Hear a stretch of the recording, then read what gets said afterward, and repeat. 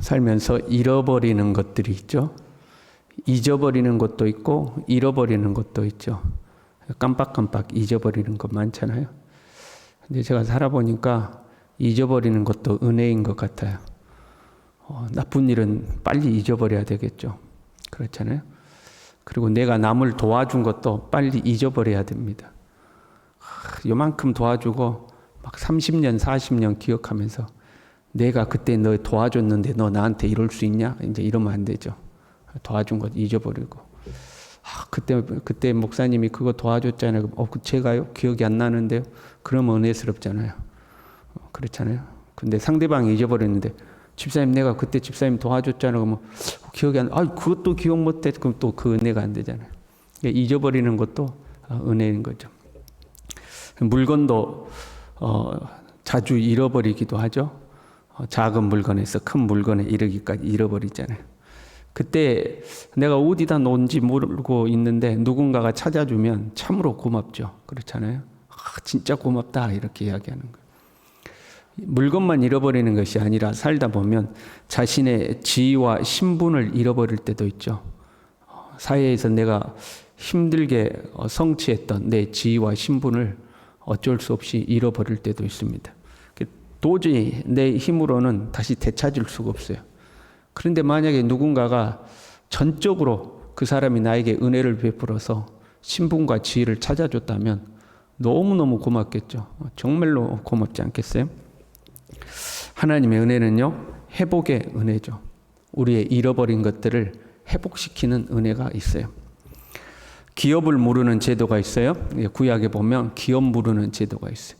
빚 때문에 땅을 남에게 넘겼다거나 아니면 자기의 자녀나 가족 중에 누군가가 종으로 팔려갔다거나 그러면 내 힘으로는 그것을 회복시킬 능력이 없으니까 가까운 친척이 그것을 회복시켜 주는 거죠. 그게 이제 기업 무르는 제도입니다.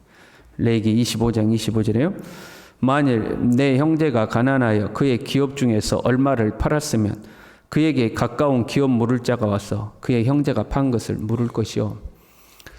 다른 지파나 다른 가족들에게 넘어가지 않도록 형제가 그 기업을 상속해서 다시 돌려주라 이제 그러는 대표적인 것이 룻기죠. 룻기는 예수 그리스도의 조상들에 대한 말씀이거든요. 보아스가 기업 물을 자의 의무를 이행함으로 다른 친척은 자기가 기업 물을 자인데도 안 한다고 그러죠. 왜냐하면 자기에게 돌아오는 것이 아니라 자기가 룻과 결혼해서 난 아들이 그 기업을 다 가져가거든요.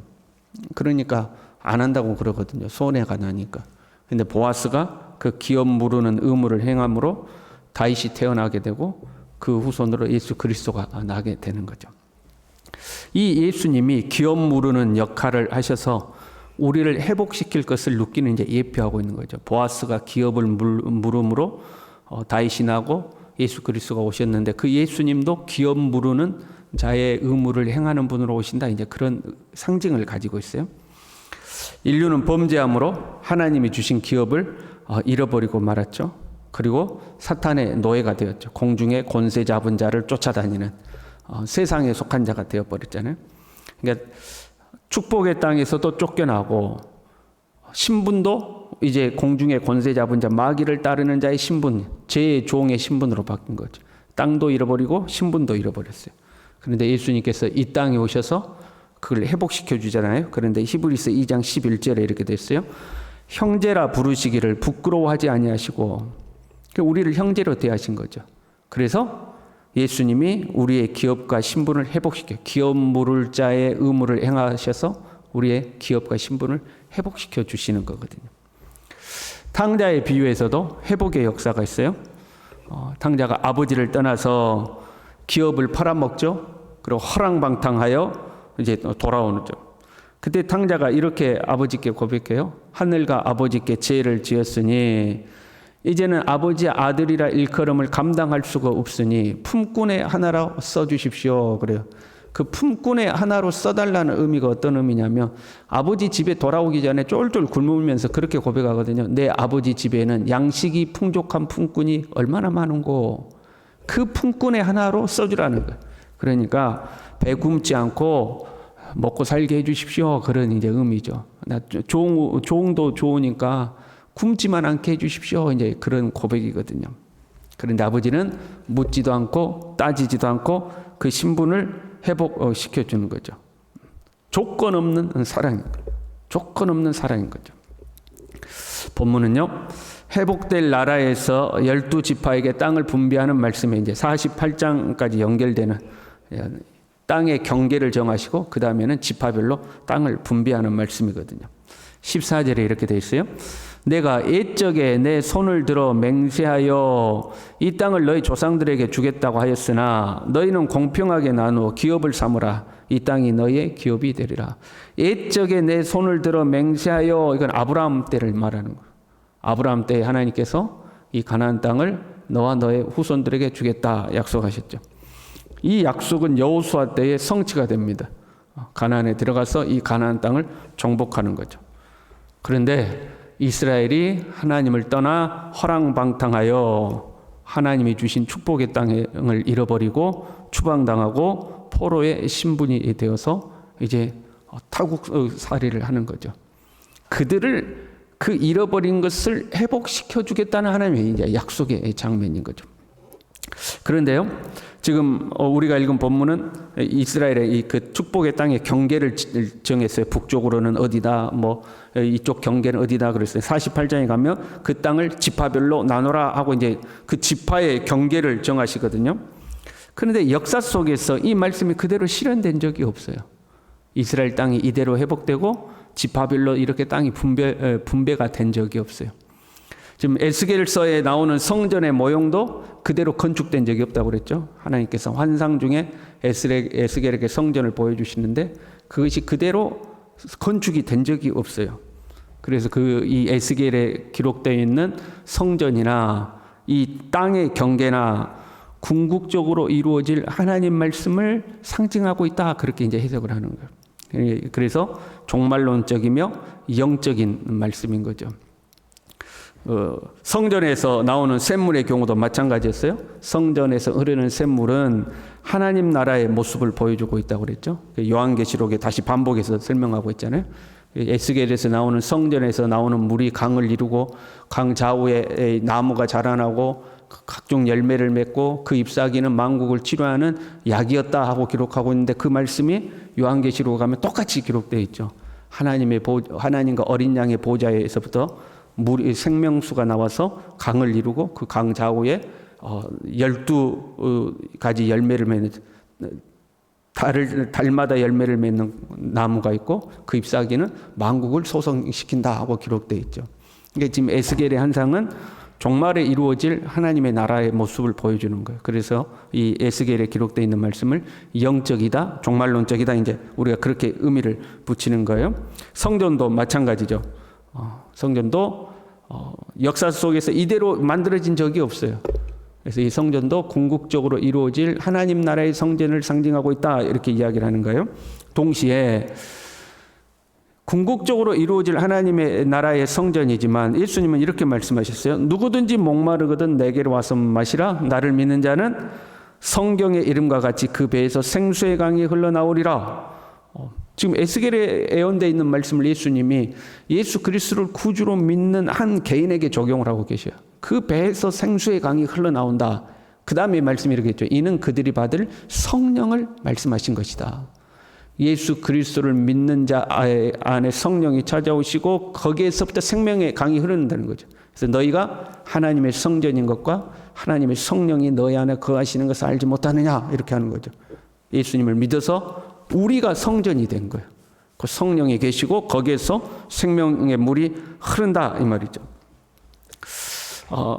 그러니까 예수님을 구주로 영접한 성도들이 하나님의 성전이 되어서 그 심령에서 솟아나는 성령의 은혜를 이 땅에서 누려요? 천국에서 누려요? 이 땅에서도 누리잖아요. 그렇죠? 이 땅에서 지금 누려야 돼 우리가. 그래서 종말론적에 이루어질 하나님의 나라, 하나님의 성전은 영적이지만 우리 안에 이루어질 하나님의 나라는 현세적인 거죠. 이해되셨죠? 그래서 이 말씀은 영적이면서도 현세적이다. 종말론적이면서도 현세적이다 이 말이죠. 기업의 회복이라는 것은요, 지금 이제 기업의 회복을 기록하고 있는 말씀이니까요. 하나님 나라에서 우리가 누릴 상급이고 영광이죠. 그래서 기업의 회복이라는 영적 의미를 가지고 있어요. 하나님 나라에서 우리에게 주어지는 상급이에요. 한 문화를 받은 종이 당신이 한 문화로 10문화를 남겼나이다 하니까 10고을 권세를 차지하라고 기업을 주잖아요. 그것은 예수 그리스도가 재림하셨을 때, 다시 오셨을 때 이루어질 심판을 이야기하고 있는 거죠. 각자가 맡은 달란트를 어떻게 감당했느냐에 따라서 다스릴 권세를, 기업을 주시는 거거든요. 예수님을 구주로 믿은 사람은 누구나 천국의 기업이 있는, 그 누구든지 하나님 나라에 이 땅에서 우리가 주님 앞에 봉사한 대로 하나님이 너의 행한 대로 갚아주리라 하신 대로 기업을 준비하고 계시는 거죠. 본문 22절에 이렇게 되어 있어요. 너희는 그 타국인을 본토에서 난 이스라엘 족속같이 여기고 그들도 이스라엘 지파 중에서 너희와 함께 기업을 얻게 하되 이방인들도 너희 중에 거하는 이방인들도 동일하게 기업을 나눠주라 하는 말씀이거든요. 그런데 골로새서 3장 11절에 보면요, 거기에는 헬라인이나 유대인이나 할레파나 무할레파나 야만인이나 수구디아인이나 종이나 자유인이 차별이 있을 수 없나니 오직 그리스도는 만유시요 만유 안에 계시니라. 예수 그리스도 안에서는 이방인이고 뭐고 차별이 없다는 것. 누구든지 하나님의 자녀가 되며 하나님 나라의 기업을 소유하게 되는 거죠. 그래서 본문의 기업의 분배는 영적 의미를 가지고 있는 거예요. 궁극적으로 하나님 나라에서 우리에게 주어질 우리의 상급인 거죠. 동시에 지금 예언의 말씀이 종말론적이며 영적인 의미를 가지고 있고 동시에 현세적 의미를 가지고 있다고 그랬잖아요. 삶에서 이 기업도 마찬가지예요. 우리의 삶에서 회복되어질 기업이기도 해요. 현세적인 의미를 가지고 있죠. 하나님은 사람을 창조하시고 가장 먼저 사람에게 복을 주셨어요. 생육하고 번성하여 땅에 충만하라. 하나님께서 사람에게 복을 주시며 말씀하시기를 생육하고 번성하여 땅에 충만하라. 땅을 정복하고 다스리라 하고 이제 복을 주셨어요. 그리고 에덴 동산을 만드시고 사람을 에덴으로 옮기신 거죠. 근데 범죄함으로 사람이 에덴 동산에서 쫓겨나요. 기업을 잃어버린 것을 말하는 거죠. 거기에 고통이 더해집니다. 가시와 엉겅퀴가 나고 죽을 때까지 땀을 흘리고 고통받고 신음해야 하는 하나님의 복을 누리되 고통이 같이 찾아오는 거예요. 그런 우리가 예수 그리스도의 대속의 은혜로 말미암아 신분을 회복합니다. 신분을 회복하니까 뭐도 회복해야 되겠어요? 기업도 회복해야 된다. 잃어버린 축복도 회복해야 되는 거예요. 탕자는 아버지께 품꾼의 하나로 써달라고 했지만 아버지는 탕자의 자녀의 신분을 회복시킵니다. 신발을 신기고 좋은 옷을 입히고 가락지를 끼웁니다. 여러분, 신발을 신기는 것은 신분의 회복을 의미해요. 노예들은 신발을 안 신었어요. 그 당시에 주인들만 신발을 신고 있는 거예요. 옷은 신분을 의미하죠. 가락지는요, 그 권세를 상징해요. 그래서 왕의 인장 반지라고 그러잖아요. 그 반지로 도장을 찍는 거거든요. 그 반지가 권세를 상징해요. 신분과 권세를 회복시켜 준 거예요. 우리는 예수님을 주님이라고 부르죠. 우리는 예수님 주님이라고 부르잖아요. 그럼 우리는 종이잖아요. 그래서 우리가 하나님 이 게으른 종을 불쌍히 여겨주시고 악한 종을 불쌍히 여겨주시고 종이라고 하잖아요. 종. 마치 탕자처럼 우리를 품꾼의 하나로 써달라고 우리는 종이라고 해요. 그런데 하나님 우리를 아들이라고 부르시는 거죠. 자녀라고 부르시는 것. 자녀의 신분이 회복되는 것은 잃어버린 기업, 잃어버린 축복도 회복되는 것을 의미하는 거예요. 탕자가 아들의 신분을 회복했으면 아들로서의 기업도 회복되는 거예요. 고난도 회복되는 거예요. 궁극적으로는 하나님의 나라에서 누릴 우리의 기업이에요. 영적 의미를 가지고 있죠. 종말론적이죠. 동시에 이 땅에서도 누리는 하나님의 복이 있는 거예요. 그게 현세적인 거죠. 예수님의 제자들이 주여 우리가 아버지도 버리고 그물도 버리고 다 버리고 주님을 따랐습니다. 우리에게는 어떤 상이 있겠습니까? 했더니 영생을 얻지 못할 자가 없으며 이 땅에서도 100배로 복을 받을 것이다 하면서 현세적인 복이 있다는 거죠. 이 새벽에 나온 우리 사랑하는 모든 성도들이 하늘의 복과 땅의 복을 누리시기를 바랍니다. 우리의 삶에서 축복이 회복되어지는, 하나님의 기업이 회복되어지는 그런 은혜가 있기를 바랍니다. 그 기업의 회복은 성전에서부터 시작된다 하는 것. 경계를 정하고 제비를 뽑아 땅을 나눠도 생명의 물이 흘러 들어가야 되는 것. 생명의 물이 흘러 들어가지 않으면 아무리 경계를 정하고 땅을 나눠도 죽은 땅이 되는 것. 각종 나무와 실과와 열매가 맺힐 수가 없는 땅이 되는 거예요. 그래서 그 시작은 성전에서부터 시작하는 거죠. 우리도 마찬가지예요. 우리 안에서부터 하나님의 생명이 흘러나가야 되는 거예요. 이 생명은 예수 믿는 자들이 받을 성령이라고 이랬어요. 하나님의 성전에서, 공동체적인 성전으로서 교회, 개인의 성전으로서 예수님을 믿은 우리 안에서 하나님의 생명이 흘러나가야 되는 거죠. 그 성령의 충만함이 있어야 된다 이 말이에요. 성령께서 우리를 인도하시면 여러분 푸른 초장 실만한 물가로 인도하지 않겠어요? 우리를 쫄딱 망하는 길로 인도하겠어요 하나님께서? 그렇지 않잖아요. 그래서 우리 안에 하나님의 생명이 충만해서 성령의 인도 속에 살면 모든 생명이 살아나는, 그 물이 닿는 곳마다 살아나는 역사가 있듯이 우리의 삶이 살아나는 거죠. 우리가 성령 충만해야 할 줄로 믿습니다. 우리는 복을 달라고 기도하기 전에 성령 충만을 구해야 돼요. 우리의 풍성함은 세상의 풍성함과 근원이 달라야 돼요. 우리는 하나님의 생명에서부터 풍성함이 우리에게 주어져야 돼요. 하나님의 생명이 없는 풍성함은 다 거짓된 거죠. 안개와 같이 사라지는 껍데기만 있는 거죠. 성령이 충만하여 모든 것을 더하시는 하나님의 은혜를 우리 모두가 누릴 수 있기를 바랍니다. 기도하겠습니다. 하나님 아버지, 이 새벽에도 우리를 부르심에 감사합니다. 성령 충만하게 하여 주옵소서. 메마른 심령 되지 않도록 도와주시고 우리 안에 성령이 충만하여서 생명이 풍성하게 도와주시고 성령에 가르치시고 지도하시고 인도하심 속에서 우리의 삶을 풍성케 하시는 하나님의 그 모든 복을 다 받아 누릴 수 있도록 한 사람 한 사람 축복하여 주시옵소서.